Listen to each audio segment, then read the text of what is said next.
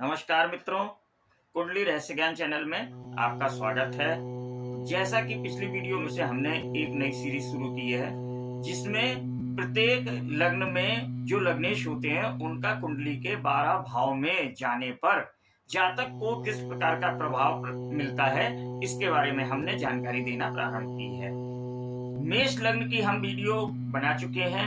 आज की इस वीडियो में हम वृषभ लग्न यानी कि वृषभ लग्न के में जो लग्नेश होते हैं उनका कुंडली के 12 भाव में विराजमान होने पर किस प्रकार के जातक को फल मिलते हैं, उस पर चर्चा करेंगे, जानकारी आपको दी जाएगी। तो वीडियो शुरू करने से पहले एक छोटा सा आपसे अनुरोध है, यदि मेरे द्वारा दी गई जानकारी आपको समझ में आ रही है, आपको लगता है कि आप इस प्रकार से ज्योतिष सीख सकते हैं, आपको ज्ञान समझ में आ रहा है, तो वीडियो को लाइक कीजिएगा, चैनल को सब्सक्राइब कीजिएगा और इस वीडियो को शेयर भी कीजिएगा, जिससे कि यह जानकारी अन्य लोगों तक पहुंचे और इससे वह लोग भी लाभान्वित हों।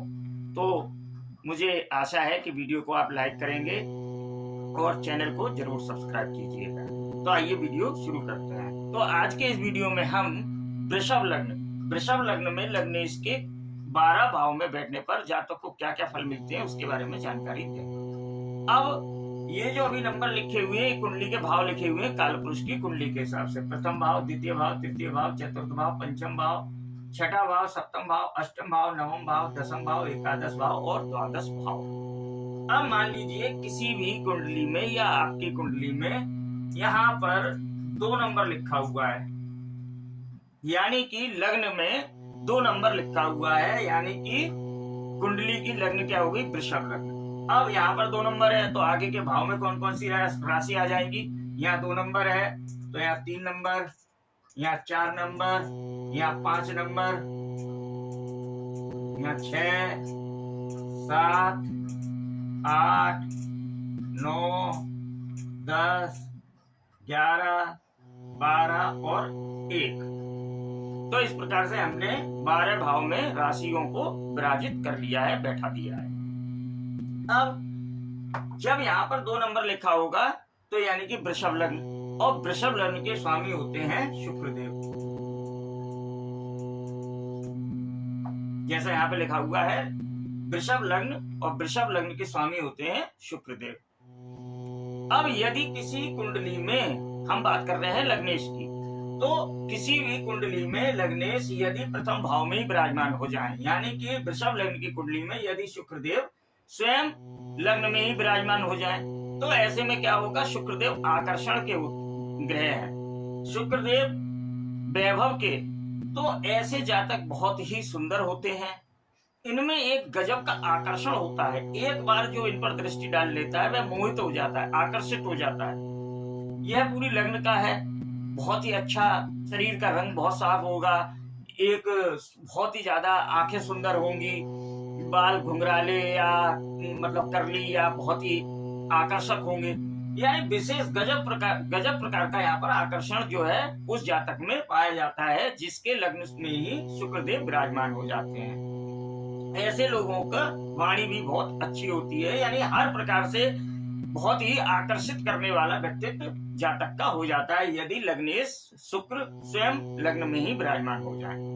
अब यदि शुक्रदेव द्वितीय भाव में विराजमान हो जाए वृषभ लग्न की कुंडली में, तो क्या होगा कि शुक्रदेव एक सौम्य ग्रह है, वैभव वाले ग्रह है, स्त्रीत्व के ग्रह है, तो ऐसे में क्या होगा, धन की स्थिति बहुत अच्छी हो जाएगी, जातक की वाणी बहुत ज्यादा मधुर होगी, बहुत ही एक गजब का उसमें वाणी में आकर्षण होगा।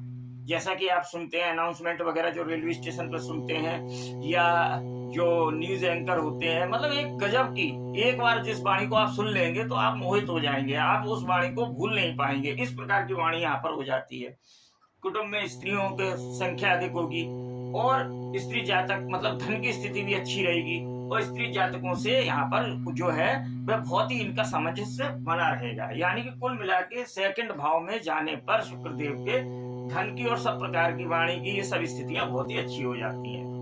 अब बात करते हैं यदि तृतीय भाव में शुक्रदेव विराजमान हो जाए तो क्या होगा।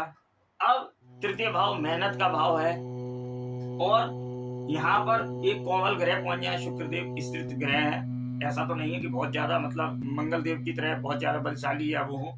तो यहाँ पर आगे थोड़ा सा शरीर के लिए थोड़ी सी दिक्कतें पैदा हो जाती हैं, लेकिन यहाँ पर भी जो है वह जातक की जो है अपने छोटे भाई बहन से बहुत ज्यादा सहयोग प्राप्त होता है।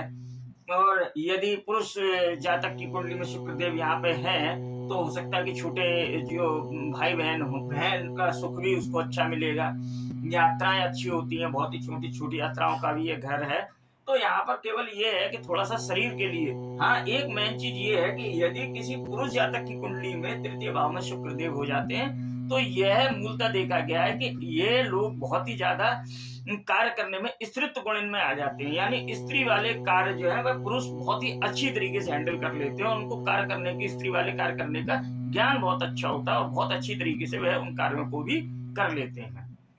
अब बात करते हैं यदि कुंडली के चतुर्थ भाव में शुक्रदेव विराजमान हो जाएं तब क्या होगा। अब चतुर्थ भाव सुख का, माता का, वाहन का सभी है। तो यहाँ पर घर बहुत सुंदर मिलता है जातक को, माता से बहुत अच्छा सहयोग रहता है और वाहन भी बहुत अच्छा होगा, यानी बड़ा वाहन होगा, बड़ा मकान होगा। लेकिन क्या है कि यहाँ पर राशि आ जाती है सूर्यदेव की, तो थोड़ा सा माता के लिए जो है शारीरिक कष्टों के लिए दिक्कत हो जाती है। अन्यथा की स्थिति में वाहन और मकान इत्यादि के लिए यहाँ पर शुक्रदेव की स्थिति बहुत ही अच्छी रहती है। और सप्तम, यहाँ से सप्तम दृष्टि से कार्य क्षेत्र को भी देखते हैं तो कार्य क्षेत्र में भी यहाँ पर जातक को लाभ अच्छा प्राप्त होता है। अब बात करते हैं पंचम घर की। मान लीजिए वृषभ लग्न की कुंडली में शुक्रदेव कुंडली के पंचम भाव में विराजमान हो जाए। अब यहाँ पर थोड़ी सी स्थिति अलग हो जाएगी। राशि तो यहाँ पर जो है वह मित्र की आएगी, बुध देव की आएगी, लेकिन यहाँ पर पंचम घर सूर्य देव का होता है।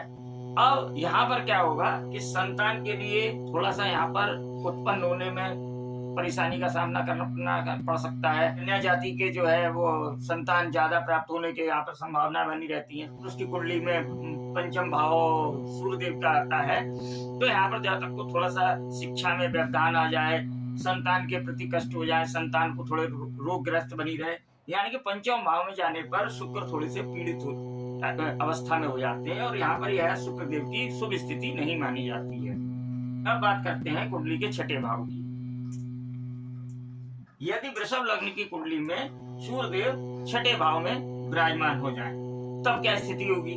तो यह घर जो है रोग ऋण शत्रुओं का होता है, लेकिन यहाँ पर शुक्र जो है लग्नेश स्वयं अपनी राशि में ही विराजमान होते हैं। तो प्रायः ये देखा गया है कि यहाँ पर शुक्र देव के विराजमान होने पर यदि पुरुष जातक है तो उसको स्त्री वर्ग से कभी कभी बहुत ज्यादा लाभ मिल जाता है और यहाँ पर मुकदमों में उसको जीत मिल जाती है।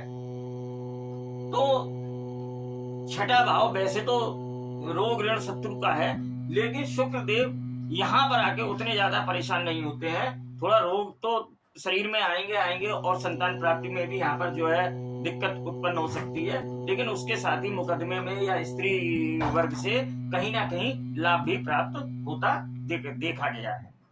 अब बात करते हैं कुंडली के सप्तम भाव की। सप्तम भाव पार्टनरशिप का भाव है और विवाह का स्थान भी है, जीवन साथी का। अब यहाँ से सप्तम दृष्टि स्वयं लग्न पे ही पड़ रही है तो फिर वही चीज हो जाएगी कि जातक स्वयं भी बहुत ही ज्यादा आकर्षण वाला होगा और सौंदर्य युक्त होगा। उसके साथ साथ उसकी पत्नी भी सप्तम भाव में अगर किसी के शुक्र विराजमान है वृषभ लग्न की कुंडली में तो उसकी पत्नी यानी जीवन साथी भी उसका बहुत ही खूबसूरत होगा, आकर्षित होगा, बहुत ही ज्यादा उसके अंदर आकर्षण होगा, काम करने की कलाएं उसके अंदर बहुत ज्यादा होंगी और धन की स्थिति भी यहाँ पर अच्छी ही पाई जाती है। अब बात करते हैं कुंडली के अष्टम भाव की।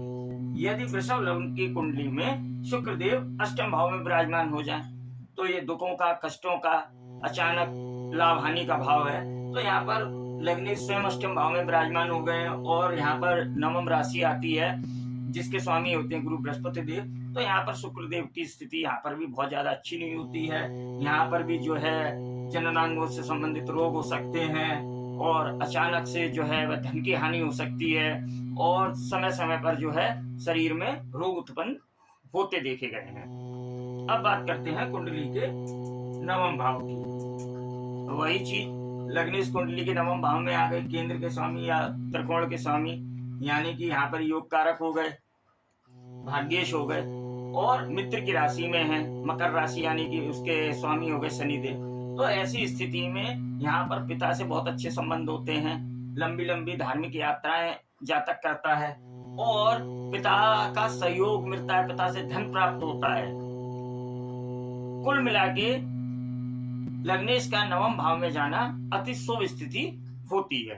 अब बात करते हैं कुंडली के दशम भाव की। यदि वृषभ लग्न की कुंडली में स्वयं लग्नेश यानी कि शुक्रदेव अगर दशम भाव में आ जाए कुंडली के, तो यह स्थिति भी बहुत ही शुभ होती है, क्योंकि यहाँ पर भी कुंभ राशि होती है और उसके स्वामी शनिदेव होते हैं, यानी कि मित्र के घर में आ गए और स्वयं लग्नेश आ गया। बहुत ही मेहनत से काम करने वाला, चाहे वो नौकरी हो चाहे व्यापार हो, बहुत ही ज्यादा धन अर्जित होगा, वहां से बहुत ज्यादा मेहनत होगा।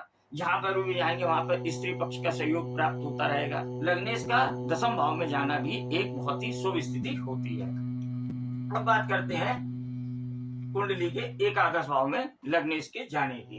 अब वृषभ लग्न की कुंडली में यदि शुक्रदेव एकादश भाव में विराजमान हो जाते हैं, तो ऐसे में क्या होगा, यहाँ पर गुरु बृहस्पति देव की राशि है मीन राशि, और मीन राशि में शुक्रदेव उच्च के हो जाते हैं, तो यहाँ पर इनकम बहुत अच्छी होती है। बहुत ही मतलब ये समझ लीजिए कम उम्र से ही जातक की इनकम आय शुरू हो जाएगी। यहाँ पर मित्रों में स्त्रियों की संख्या बहुत अधिक हो जाएगी। मित्र भी बहुत ज्यादा जो है वो शौकीन मिजाज होंगे, बहुत ही सुंदर होंगे, उस समाज में उच्च स्थान रखने वाले व्यक्तियों से यहाँ पर जो है वह मित्रता होगी। यानी कि लग्नेश का एकादश भाव में जाना यहाँ पर एक अच्छी स्थिति को दर्शाता है। अब बात करते हैं कुंडली के द्वादश भाव की। मान लीजिए लग्नेश द्वादश भाव में चले गए शुक्रदेव, तो ऐसे में क्या होगा, वैसे तो 12 उसमें शुक्रदेव की उच्च स्थिति होती है, लेकिन यहाँ पे लग्नेश स्वयं ही जो है वह खर्चे के स्थान में चले गए, हानि के स्थान में चले गए, अस्पताल में। तो यहाँ पर क्या होता है, थोड़े से रोग जरूर देखे गए हैं। शयन सुख अच्छा प्राप्त होता है, उसके बाद भी जातक के शरीर में यहाँ पर प्रायः रोग देखे गए हैं। यहाँ पर खर्चीला बहुत होता है, शो ऑफ करने वाला बहुत होगा। जहां पर 10 रुपए खर्च करने होंगे वहां 50 रुपए खर्च कर रहा है, 100 रुपए खर्च कर रहा है, दिखावट में बहुत ज्यादा खर्च होगा। तो ऐसी स्थिति में यहाँ पर एक यही दोष हो जाता है, एक तो शरीर में रोग थोड़े से बने रहते हैं, और दूसरी बात जातक जो है उसके खर्चे बहुत बढ़ जाते हैं। तो इस प्रकार हमने वृषभ लग्न की कुंडली में जो लग्नेश शुक्रदेव बनते हैं, उनका कुंडली के 12 भावों में जाने पर जातक को क्या क्या किस प्रकार के फल मिलते हैं, इसके बारे में हमने आप चर्चा की। और अंत में फिर वही चीज बताएंगे कि एक सार्वभौमिक स्थिति के बारे में चर्चा की गई है। इसके अलावा आपकी कुंडली में चाहे वो लग्नेश वृषभ लग्न की कुंडली में शुक्रदेव ही क्यों ना हो, लेकिन उनकी स्थिति क्या है, उस पर किन किन ग्रहों की दृष्टि पड़ रही है, कौन से ग्रहों की युति उसके संग है, यह सब स्थितियां थोड़ा सा इसमें जो बताए गए हैं इन सब में भिन्नता को भी उत्पन्न करती हैं। तो उम्मीद है मेरे द्वारा दी गई जानकारी आपको पसंद आई होगी। नमस्कार।